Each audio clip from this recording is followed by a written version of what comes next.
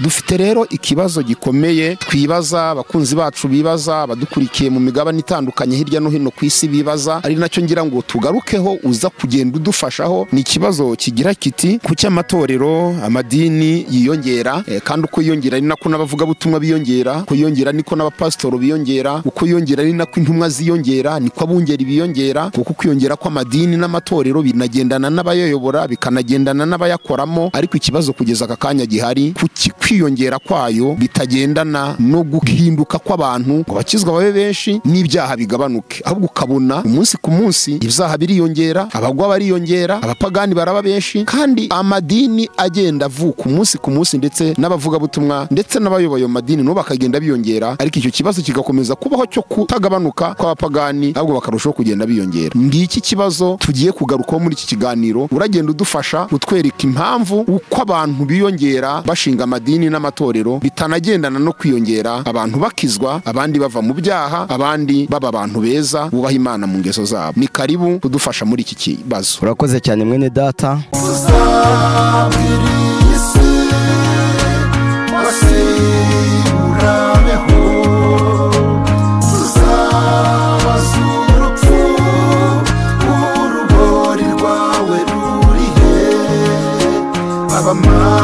Abamarayika baradutegereje, biteguye kutwakira mu birori byo mu ijuru. Abamarayika baradutegereje, biteguye kutwakira mu birori byo mu ijuru. Abimukira TV, turabasuhuje inshuti zacu tubana umunsi ku munsi mu biganiro bitandukanye by'ijambo ry'Imana, nk'uko channel yacu intego yayo niyobokamana kudufasha kuva mu rungabangabo tukamenya ukuri kukatubatura. Ijambo ry'Imana niko kuri, kandi ukuri ni Kristo. Yesu ati uwo mwana nababatura muzaba mubatuwe rwose. Turabashimiye kandi umusanzu wanyu mugenda mugaragaza, haba mu kudukurikira no musanzu wa mbere, ndetse umusanzu wo gukora share mugasangiza abantu ubutumwa bwiza. Abakoze subscribe Imana ibaho umugisha, abatarayikora ni muyikore kandi mukore na like. Ibimenyetso byose bikorwa kugira ngo tubone ko turi kumwe, ni mubikore nta kibazo. Umwami nabishimire. Nge nitwa Misagaro Fredy, nkaba umwigisha w'ubutumwa bwiza, kandi Imana iramfasha umunsi ku munsi.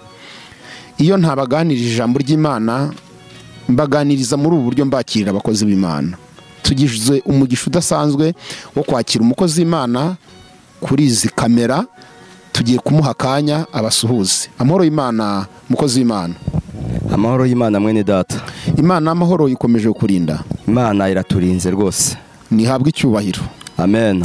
Ndakubona uri umukozi w'Imana, uri umupapa, ndagira ngo ubanze twibwire, utubwire amazina yawe kugira ngo abakunzi bacu, inshuti zacu zibashe kumenya neza uwo bagiye kuganira.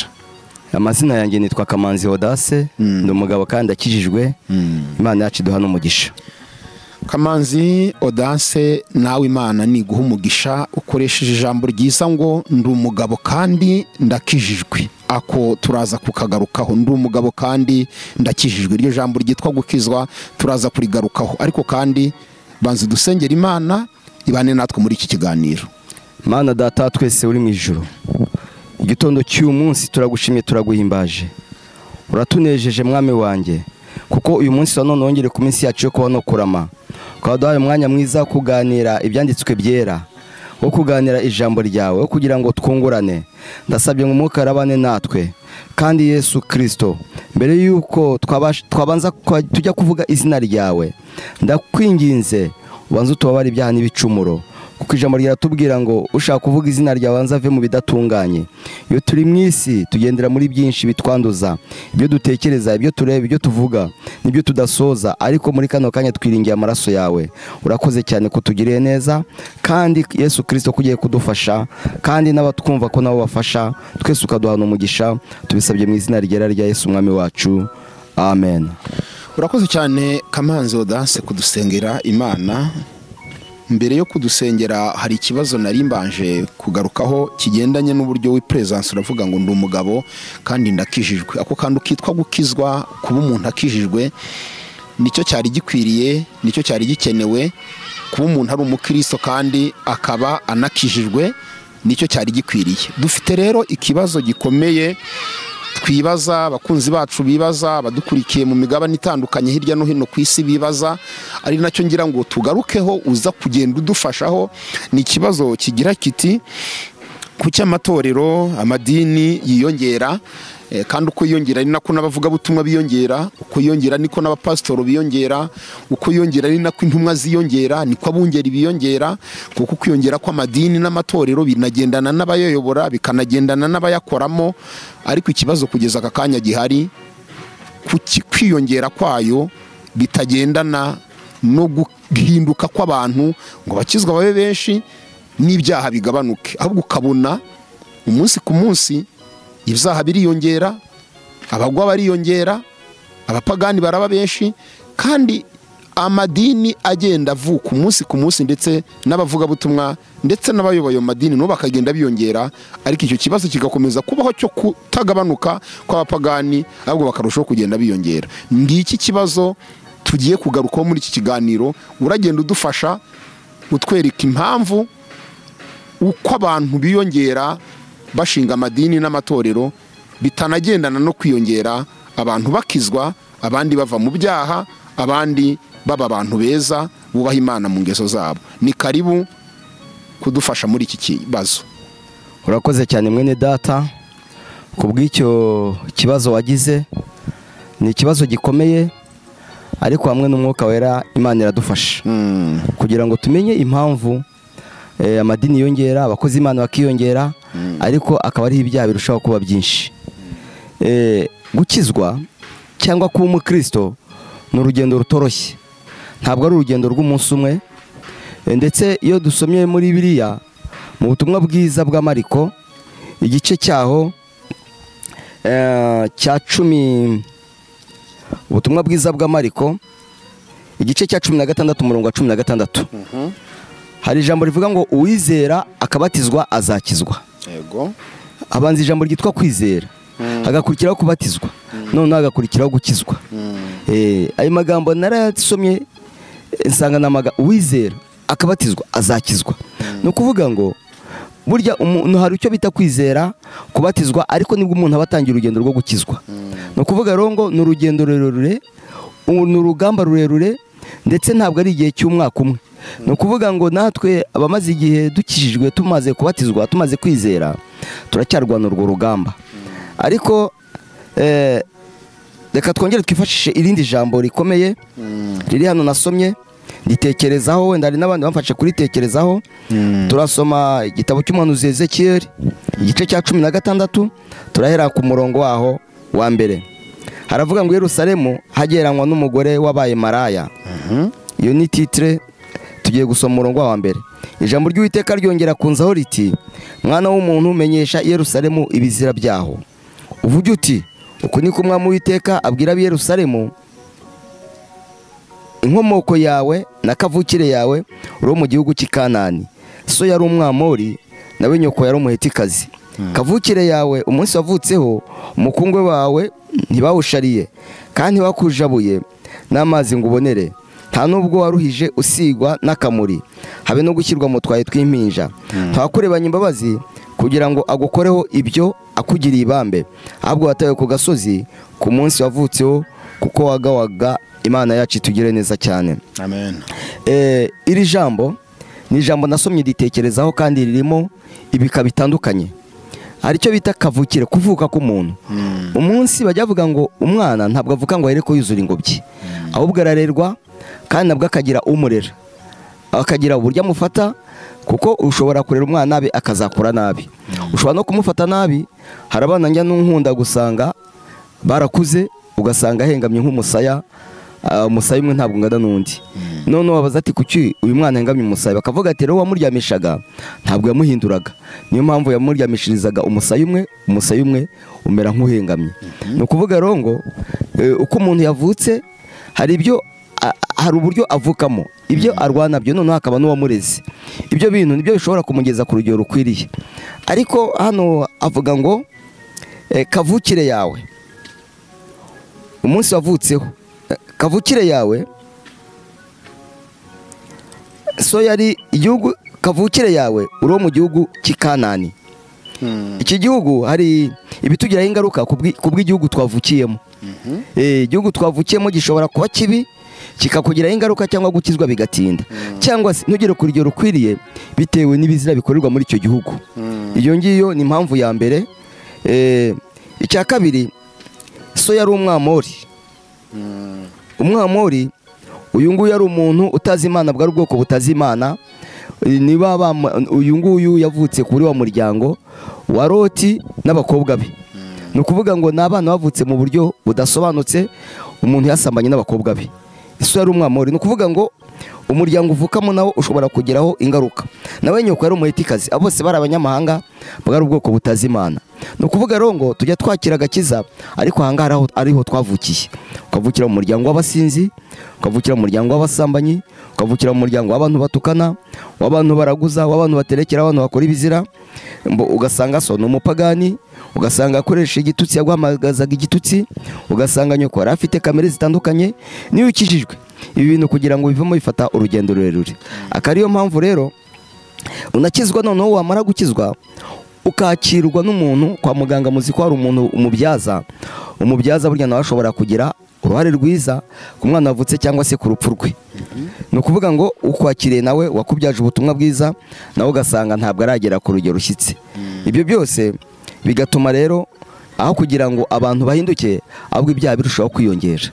Murakoze cyane, ibindi turakomeza tubiganiraho bitewe nuko mubibaza. Ariko iyi kintu kigira ingaruka igihugu wavukiyemo. Nk'umwana wavukiye Sodomo ni Gomora, wavukiye Sodomo na Gomora, abona ibyaha byaho, wa mwana nawe uzasanga nawe bya byaha byaramugizeho ingaruka, nawe asigaye abyigana. Ni kimwe n'abana bari kuvukira mu miryango idakijijwe, usanga hari ibintu bibakurikirana muri bya bindi, cyangwa ku miryango tuvukamo. Murakoze cyane. Uravuze ngo mu bigira uruhare harimo n'ahantu umuntu avukiye cyangwa n'abakiriye uwo muntu. Mu nsengero aho abantu baza gukirizwa, amatorero, amadini yakira abantu, hari naho ukomoje uravuga ngo n'imbaraga z'uwakiriye umuntu zishobora gutuma uwo bakiriye ahinduka cyangwa adahinduka. Iyo urebye ubona amadini n'amatorero imbaraga akoresha mu kugira ngo n'uvuye muri Babuloni abe muzima, ubona izo mbaraga zihagije? Izo mbaraga ubona zidahagije. Ubona ari nkeya. Nkuko watangiye uvuga, uravuga ati amadini ariyongera, abapasiteri bakiyongera, intumwa zikiyongera, hari byinshi byagombye kuba byarahindutse. Nk'urugero, hari urugero bajya bakunda gutanga, bakavuga ko mu gihe mu gihugu cyacu habaga mu itsembabwoko ry'Abatutsi. Ni ukuvuga ngo habaga jenoside yakorewe Abatutsi 94. Bavuga ko abakristo bari mu Rwanda bayikoze, benshi bari abakristo. Harimo ababaga mu nsengero, bayoboraga amadini. Usanga ibyo bigaragara yuko iyo hakibaho imbaraga z'agakiza z'abantu bakiriye agakiza, biriya bintu byari kugabanuka. Kuvuga rero ngo usanga intege ari nkeya, na n'ubu ngubu usanga n'ubundi imbaraga ari nkeya. Ubona ko igitangaje usanga muri kese zitandukanye z'abantu bagiye bakora ayo marorerwa y'ubwicanyi, usangamo n'abitwaga abakirisitu babaga mu nsengero cyane. Icyo ni ikigaragaza ko mu by'ukuri imbaraga zikoreshwa mu madini n'amatorero mu guhindura imitima y'abaje babagana ziba ari nkeya, ntabwo ziba zihagije rwose. Hari kibura, aricyo twaza kwigisha. Rero uragenda udufasha kumenya niki kibura kugira ngo noneho amatorero, amadini yakira abantu, abo bakiriye bahinduke, ariko kandi nabo batarakira nabo bagira ishyaka ryo kuza babasanga. Urakomeza ugenda udufasha. Murakoze cyane. Ikintu cya mbere kigomba gukorwa, ari ijambo rya mbere ryitwa guhamagarwa n'Imana cyangwa gutoranywa n'Imana. Hari abantu Imana yatoranyije kugira ngo bayikorere umurimo nk'uwo wo kubwiriza ubutumwa bwiza. Abo bantu babanzaga kwigishwa, bakiga, bamara kwigishwa bagasenga bagakura bakagera ku rugero rushyitse. Nk'uko Yohana yabanje kujya kwigishirizwa mu butayu, nuko noneho kandi nabo bakamenya icyo bita icyaha. Ari ijambo bajya bakunda kuvuga kumenya Imana, ariko burya umuntu yakwiye kubanza kumenya icyaha, imbaraga z'icyaha no kuntu umuntu yazirwanya. Tujya dusoma uburyo Mose ajya gukura Abayisiraheli mu Egiputa. Imana yabanje kumujyana mu Egiputa, abanza kumenya uburiganya bw'Abanyegiputa cyangwa amayira azanyuzamo abantu. Burya Mose ntabwo byari kumworohera yakijya gukura bari abantu mu Egiputa kandi atarabayeyo, ariko kubera ko yari yaravuyeyo Imana iramukoresha. Burya yarazi inzira zabanyuza, yarazi uburyo uko bizagenda. No kuvuga ngo na Yohana atangira abwiriza ubutumwa bwiza, Imana banje kujya kumwigishiriza mu butayu. Agiye nsoma muri Bibiliya abantu bavuga inshingano z'abadiyakoni, abantu bagomba gukorera Imana, ko bagomba kuba atari abantu bahindutse vuba. Hari abantu bamaze igihe bigishwa, biga, barageragejwe, barahuye n'intambara bakamenya uburyo barwana urugamba, ubu ngubu niwe ushobora kuyobora abandi. Ariko muri kino gihe cya none umuntu wese aravuka akabatizwa, none ejo kumva ngo yabaye pasiteri, yabaye bishop, yabaye apotre, nawe ataragira urugero ashyitseho. Cyangwa se nubwo yabarakira agakiza, ariko hari ahantu ashobora kudohokaho gatoya, wadohokaho gatoya ugasanga nawe yasubiye inyuma. Nagiye nkunda kurebera ku binyabiziga. Ikinyabiziga burya buri gitondo iyo umuntu agiye kugihagurutsa, hari ibintu babanza gupima. Babanza kureba ko amavuta ya moteri arimo, yego, bakareba ko amazi arimo, bakareba ko amavuta ya feri arimo. Ni ukuvuga ngo muri utwo tuntu babanza kugenzura mu gitondo, iyo habuzemo gatoya na kamwe, usanga havutse ikibazo, umushoferi atari yiteguye, n'imodoka atari yiteguye, ndetse imodoka zimwe zirashya. Imodoka zimwe zirashya, izindi amavuta ya feri atarimo, usanga yabuze feri, ugasanga igonza abantu cyangwa igize ibihungabanya, cyangwa irimo nawe agahungabana. Ni ukuvuga rero ngo umukristo igihe cyose agomba guhora yigenzura, akareba ko yuzuye. Kariyo mpamvu n'ijambo ry'Imana rivuga ngo tujye dusenga ubudasiba. Ariko hari igihe kigeramo abantu bakirara, nawe ugasanga imbaraga zamushiranye, yabaye nk'abandi bose. Icyo gihe asigara ayoborera mu mubiri, atayoborera mu mwuka. Murakoze, Yesu aduha n'umugisha. Hari ahantu uvuze ngo ijambo ry'Imana ku kigendanye no gutanga inshingano z'abakozi, abadiyakoni, abepiskopi, aribo bakuru b'amatorero, Bibiliya bagarukaho ivuga ko bakabaye ari abantu badahindutse vuba, bakomeye mu byo kwizera.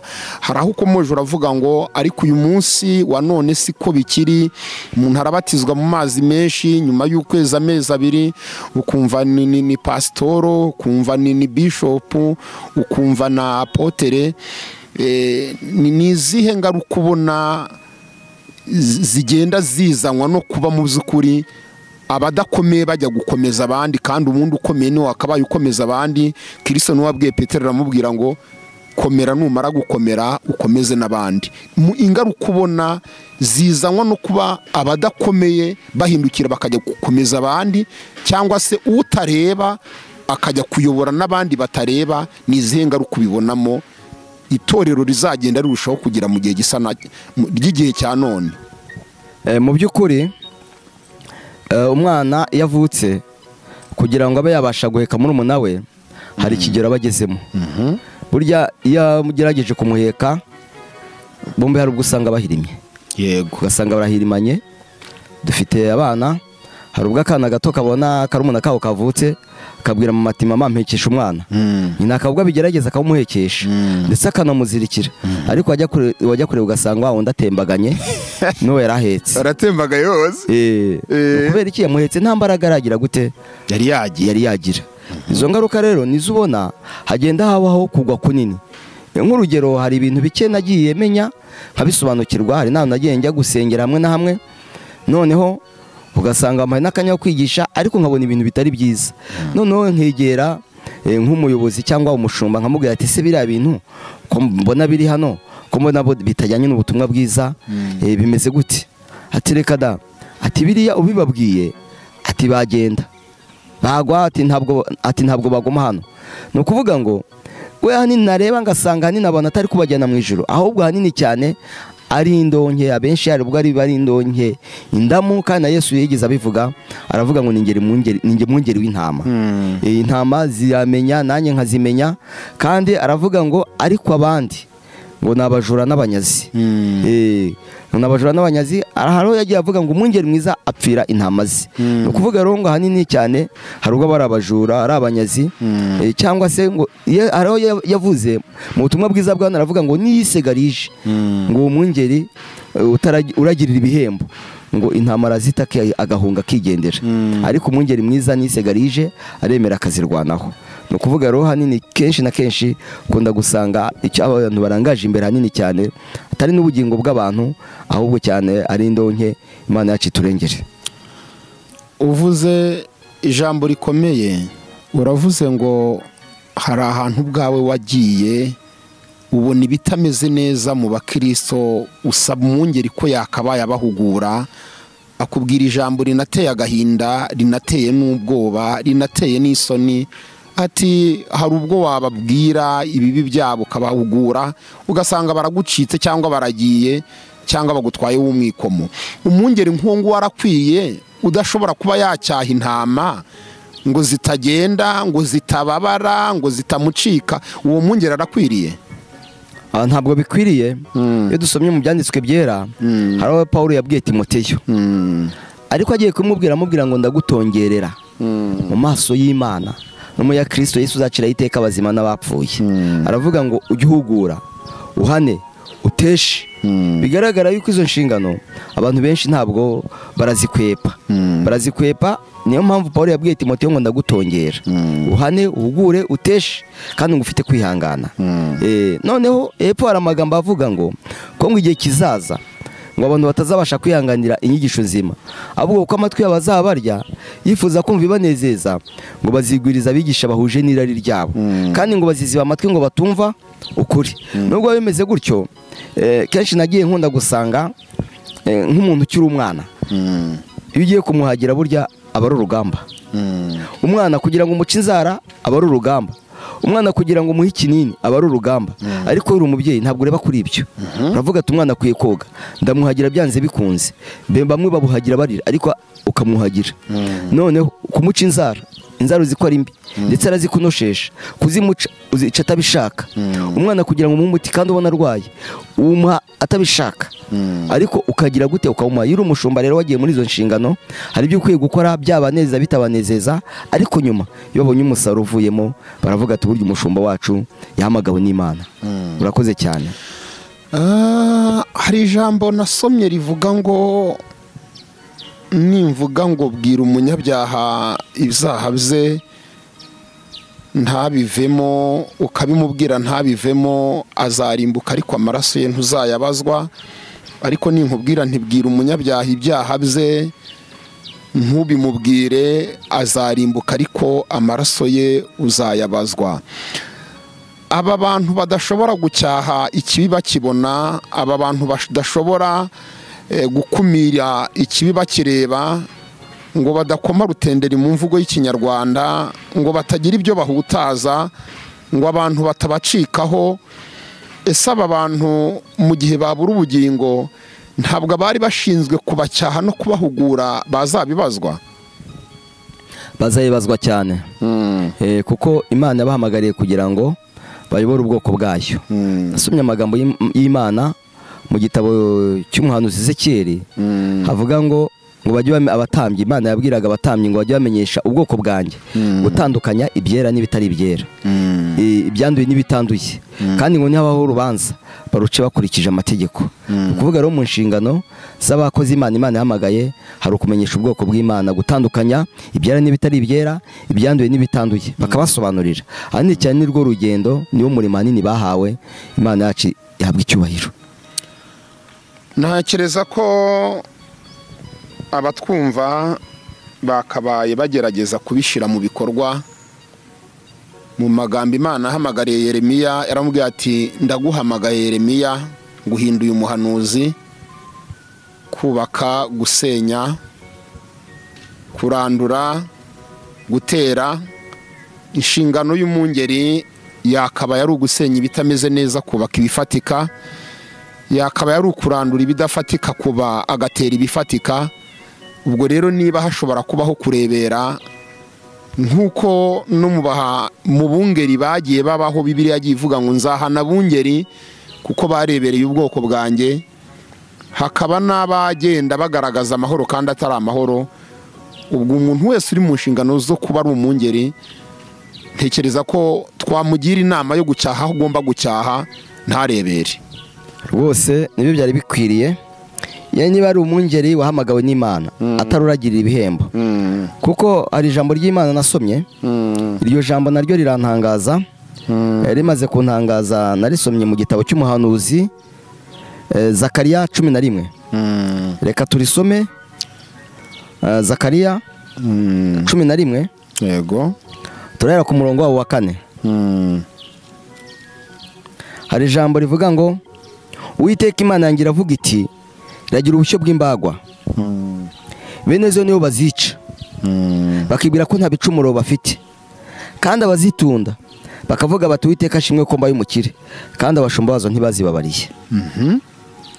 Aba ni abungeri, yego, baragiye abantu batazajyana mu gihugu cyo mu ijuru, ahubwo ni umukumbi uzashira Gehinomu.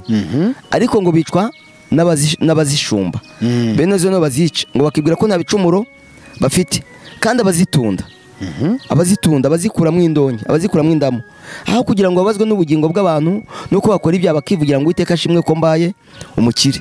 Niba bonye abantu bazanye amafaranga, ari mu bya 10, ari amashimwe, ari amaturo, nuko ari izo mpano bahabwa, bakavuga ati icyo nashakaga nuko niyibonera imodoka nziza, nuko abana banjye babona ibyo kurya, bakabona ishuri ryiza, nuko niyubakira etaje.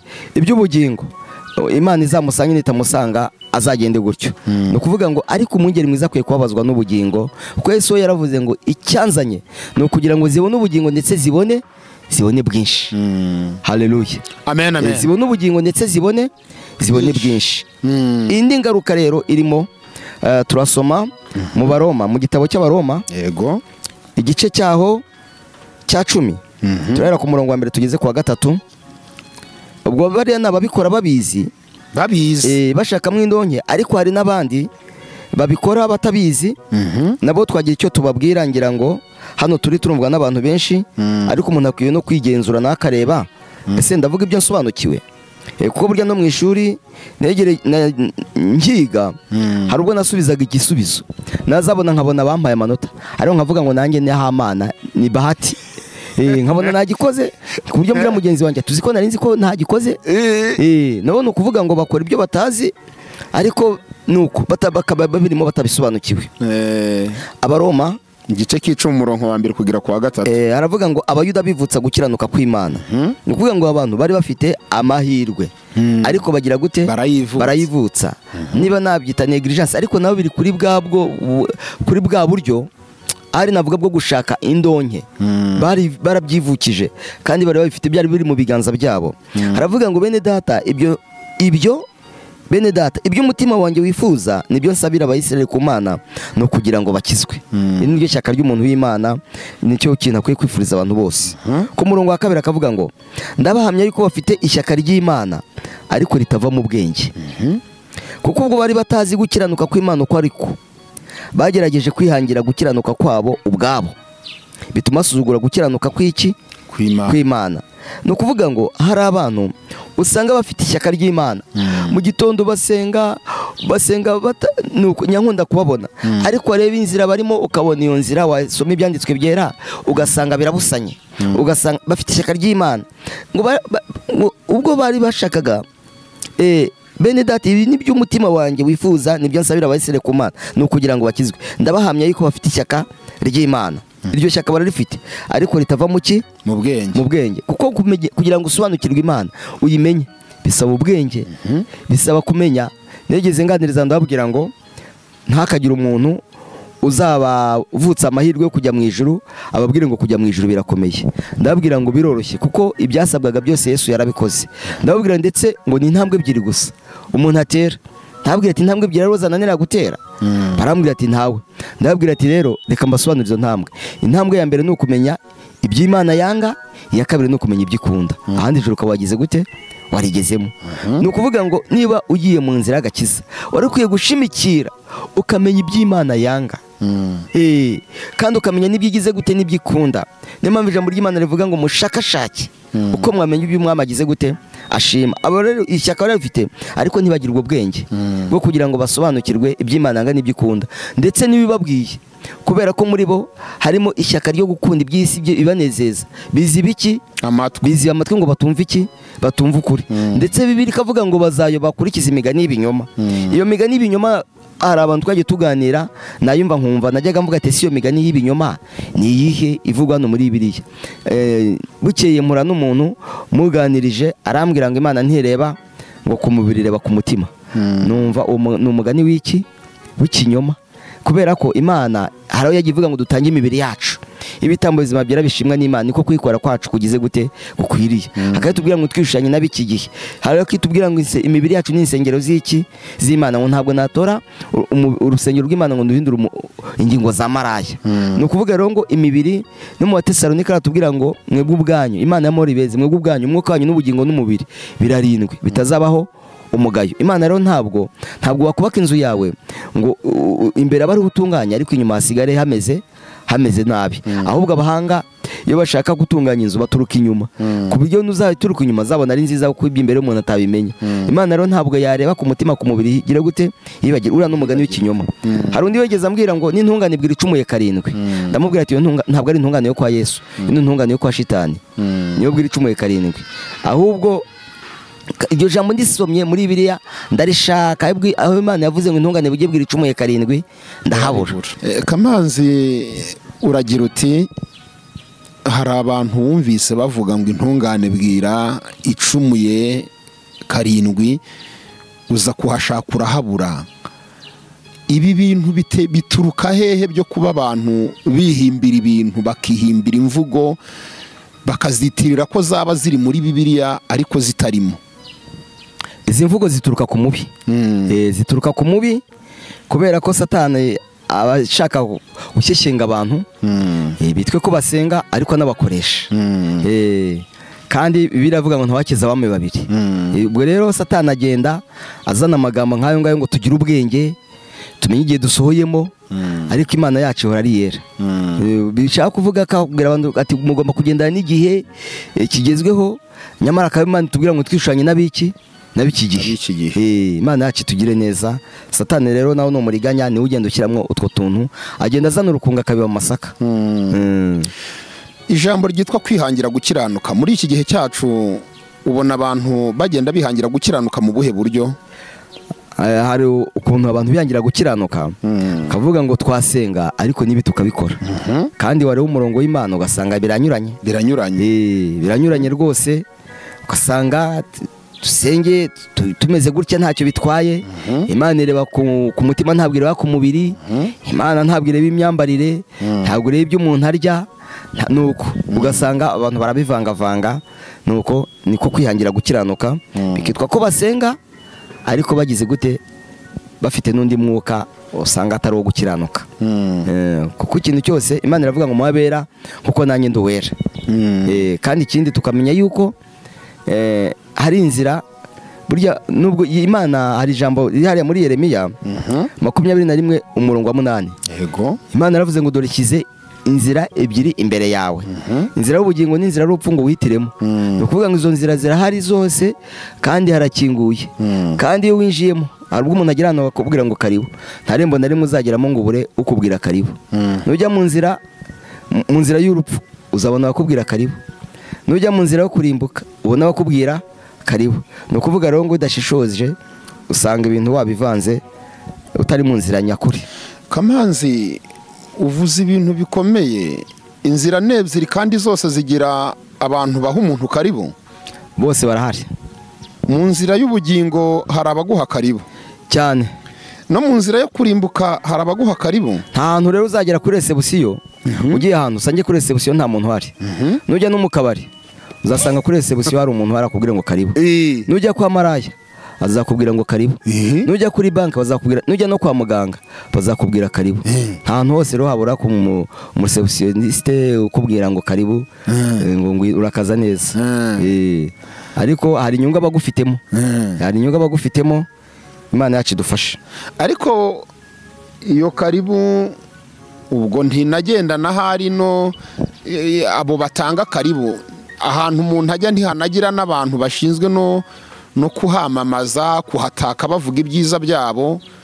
Ndagira ngo nabyo bisanishe n'uru rugendo rugana mu ijuru turimo, niba naho hajya hagaragaramo abantu bameze nk'abapubulisita cyangwa se bashinzwe gukundisha abantu ahantu, niba twabita nk'abaranga nk'iki, bihuze kuba inzira yose umuntu aganyemo ahasanga abamuha karibu, ahasanga abavuga ibyiza byaho. Iyi nzira y'agakiza yo bimeze bite?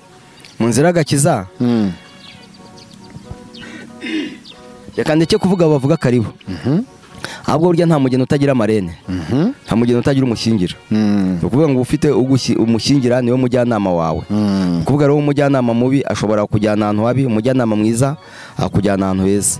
Hariho twahereye babandi bashumbye intama cyangwa se abahugura, abo ngabo hanini cyane nibo bazagira uruhare mu kugufasha mu rugendo urimo, rwaba rwiza cyangwa rwaba rubi.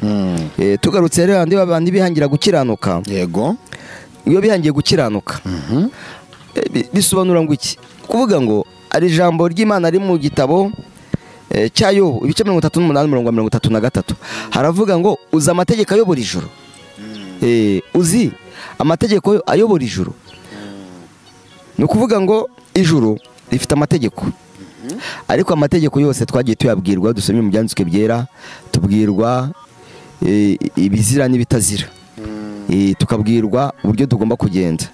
Burya rero icyo naje gusanga abantu benshi bazi gutwara ibinyabiziga, ariko abantu benshi gukurikiza amategeko y'umuhanda birabagora. Yego, gukurikiza amategeko y'umuhanda, hari ubwo usanga n'umuntu ufite perimi ari ugasanga niba ari kugenda mu gisate cy'umuhanda, ari ugasanga yibye umukono, yagiye umukono utari uwe, ugasanga yagera mu ikorosi ugasanga ikorosi yaririye. Ariko burya umuntu ujya gukora uriya muhanda aba yabanje gupima ubugari bw'imodoka, kandi akabona umuntu ari kugendera ku muvuduko ukwiriye, akwiye kugendera mu gisate cye. Ariko nagiye ngerageza nitegereza mu muhanda, nabyo byaranyigishije. Usanga hanini cyane ipine rimwe ryagiye hakurya n'iri ryagiye hakuno. Ni ukuvuga rero ngo ayo mategeko abantu usanga bayangiza ku bushake. Ikindi, hari ikintu kigoye naje gusanga mu bantu bashaka kuzatwara ibinyabiziga, hari uruhushya bita uruhushya rw'agateganyo. Umuntu akavuga ati uruhushya rw'agateganyo ati ruragoranye cyane, n'ubu ngubu babishyize mu rurimi twumva. Usanga umuntu arangije kaminuza, ugasanga arangije segonderi, ari ugasanga ngo yatsinzwe na permis provisoire. Ukibaza ati se ko uyu muntu ari dogiteri, uyu muntu azi kubaga umuntu, provisoire no mu rurimi rw'ikinyarwanda yamutsinze gute? yego, nuko ugasanga yarize kaminuza, ariko ugasanga perimi akoreye inshuro zigera muri 5 ataragira gute, atarayibona. Bigaragara ko niba uruhushya rwo gutwara hano mu muhanda hano ku isi, biko urugendo rwo kujya mu ijuru rero ntabwo ari rwo rwakoroha, narwo ruragoye. Niyo mpamvu umuntu akwiye kwitonda cyane, akiga akigengesera. Hari ubwo umuntu agira ngo kubera ko yabatijwe gusa ngo ijuru yagize gute, yaribonye. Ariko hari izindi kondisiyo, hari andi mabwiriza y'ibintu bagomba kwitondera kugira ngo rwa rugendo azabashe kurusoza. Kwihangira gukiranuka rero abantu bajya byihangira, ari ugasanga ngo basuzuguye gukiranuka kw'Imana, ugasanga basuzuguye gukiranuka kw'Imana. Kubera iki?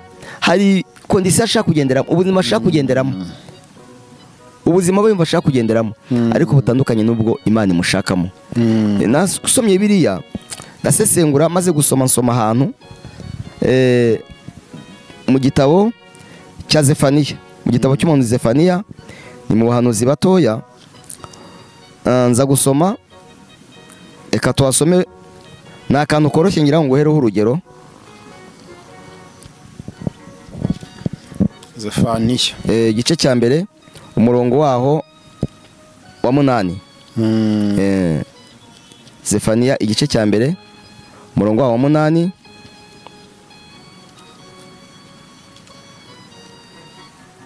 ntagufashe ntacyo, ko nanjye ngiye kuhagera. Yego, yasome ntacyo. igice cya mbere umurongo wa 8.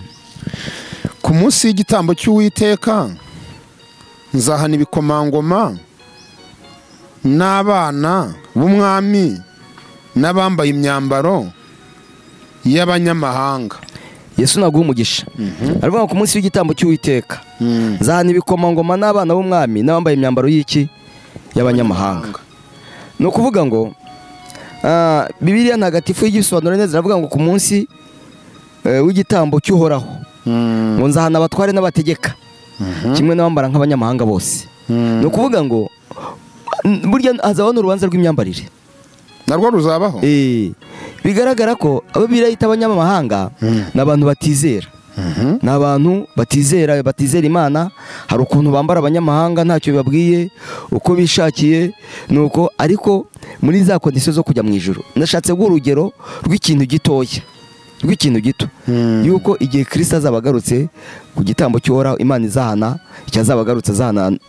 Ibi nabyo bishobora kuzabuza umuntu kujya mu bwami bw'Imana. Niyo mpamvu ruhande muri yo bavuga ngo uza amategeko ayobora iki ijuru. Abantu bashaka kujya mu ijuru rero ariko bataza amategeko agize gute ariyobora. Umuntu wese akumva yatwara imodoka ariko nta perima agize gute afite. Ku buryo mwavuga ati wampa naho nyigura nayigura ariko ntashake kuba yagira gute yayikorera. Urugendo rero bisaba kwitonda.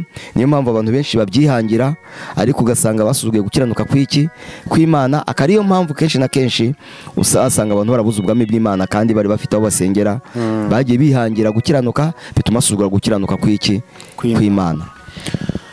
Hari ahantu uvuze ngo mu manza zizabaho hazabaho n'imanza ku myambarire.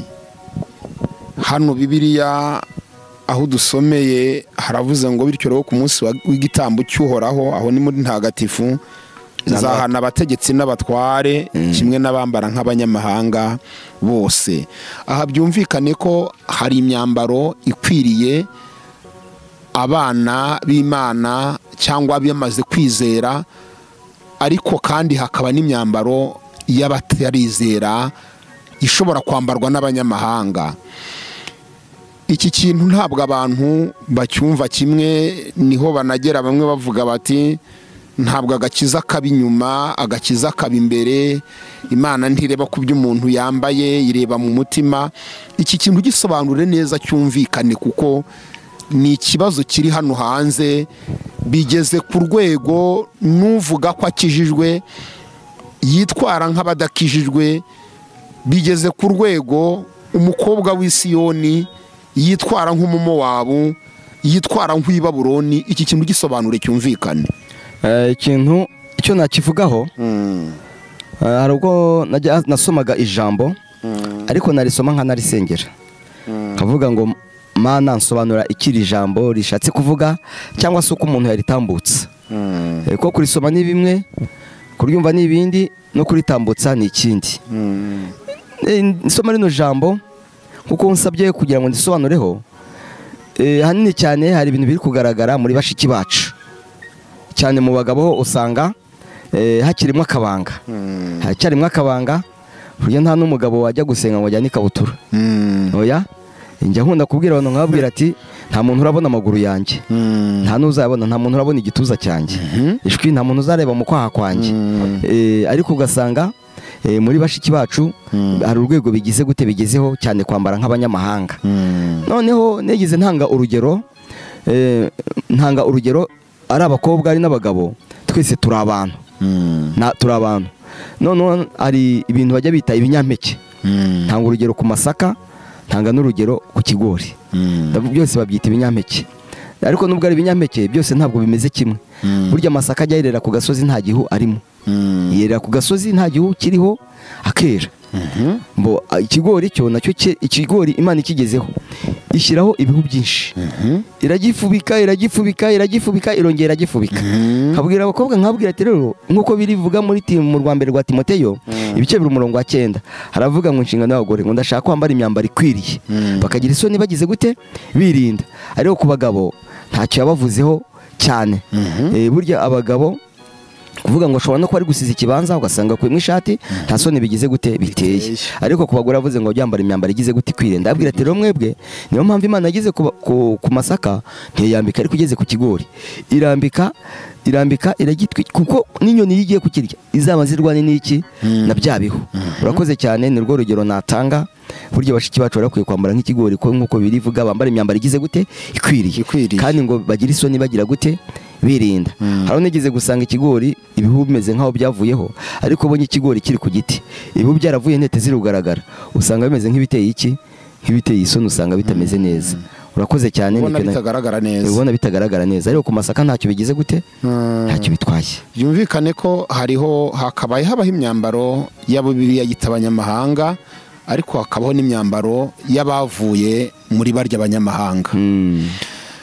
Kamanzi, tugenda tugana ku musozo w'iki kiganiro cyacu, aho twibazaga impamvu, ni iyihe mpamvu amadini yiyongera, amatorero akiyongera, abashumba bakiyongera, abapasitoro, abavugabutumwa umunsi ku munsi bakiyongera, ariko abapagani no bakarushaho kuba benshi, abakizwa bakarushaho kuba bakeya kandi ziyongera. Wagiye utugaragariza impamvu zigiye zitandukanye zibitera. Reka muri uku gusoza, hari aho wigeze ukomoza uravuga ngo n'abakira umwana uvutse nabo rimwe na rimwe baba bafite ikibazo, ndetse n'imirerere y'abashinzwe kurera abo bana nabo bavutse, nabo mu kubarera mu burere batanga, hari aho wagiye ugaragaza ko habamo n'igisa no gutorera, gutetesha, kandi ubwami bw'Imana tujyamo nta mikino nta miteto, ni urugamba, ni ukurwana. Ndagira ngo ugira inama abavukira mu matorero, mu madini atandukanye baje bitwa nk'abana bo kurerwa, ese hari icyo bakora bo kugira ngo birwaneho, wenda n'ubwo burere bw'umubyeyi niyo banabubura, ariko byibuze bazakure nk'imfubyi ariko babeho. Ariko uze no guhindukira ugira inama abashinzwe kurera intama ziza kuvuka, nabo bagira inama uko bagomba mu by'ukuri guhagarara kigabo, cyane ko twabonye ko hashobora no kuzabaho no kuzabibazwa mu gihe cyose batabera amaso intama. Hera ku ntama ziza gukizwa, ese zo zikora iki kugira ngo zibone uburere bukwiriye, kabone n'iyo abazishinzwe batabubaha ariko bakarokokera muri ubwo buzima. Urakoze cyane. Reka mbanze ku rugero rw'abantu Imana yahamagaye kugira ngo bayobore ubwoko bw'Imana, kuko uwo mukumbi bazawubazwa, Bibiliya bivuga ni ihame. Icyambere bagomba gukora, bagomba kumenya ko ari inshingano zabo. Inshingano zabo, hari aho Bibiliya ivuga ngo ntahamagarirwa kuba umusirikare, ngo yishyire muri by'ubu bugingo ngo banejeje uwamuhamagare kuba umusirikare. Bagomba kumenya gutanga igihe cyabo. Gutanga igihe usanga ahanini cyane shuguri zarabaye nyinshi, ugasanga igihe cyo kwita kuri wa mukumbi kiba gito, kiba gitoya, kandi barakwiye kuwitaho akarera umuntu niba avutse umukungu yakawusharira. Hari aho twasomye ari muri Ezekiyeli ngo umukungu wawe ntibawushariye, ngo ntibakujabuye ngo agushyire mu mutwe tw'impinja, ngo ntakurebanye ibambe ngo agukorere ibyo ngibyo. Bivuga ngo niba umwana avutse, umukungu warakwiye kuwusharira, ukamwigisha inyigisho shingiro, ukamuzamura, ukamugeza ku rugero agomba guhagarara akaba yakigisha abandi. Ariko kenshi na kenshi hari ubwo duheruka umuntu aza mu rusengero akihana bakamubatiza, ariko amara kumubatiza hehe no kuzongera kumwitaho. Uwo mwana rero azakura ameze nka mayibobo, kuko buryo umwana kugira ngo akure neza uri umubyeyi ugomba ntabwo ari kumutaho igihe, ahubwo gufata igihe, ukabifata igihe ukakimushyiraho, ukamurera, ukamwigisha kuvuga, ukamwigisha uburyo agomba kwambara, uburyo agomba gutambuka, ukamwigisha kirazira, ukamwigisha indangagaciro, kugeza ubwo umugeza ku rugero rwo gusa na Yesu.